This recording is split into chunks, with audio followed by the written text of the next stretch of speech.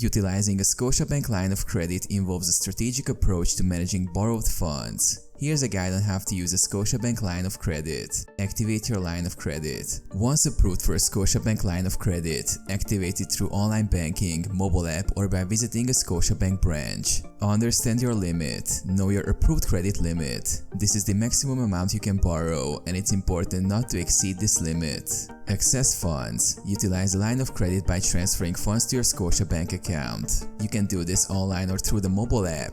Flexible withdrawals. Withdraw funds when needed. The line of credit provides flexibility, allowing you to borrow funds as required, similar to a loan. Make payments. Repayments are based on the outstanding balance. Make regular payments, and if possible, pay more than the minimum to reduce interest costs. Monitor interest rates. Keep an eye on interest rates as they can affect your repayments. Scotiabank may offer both fixed and variable rate options. Financial planning. Use the line of credit for planned expenses like home renovations, education, or debt consolidation. Ensure the borrowed funds align with your financial goals.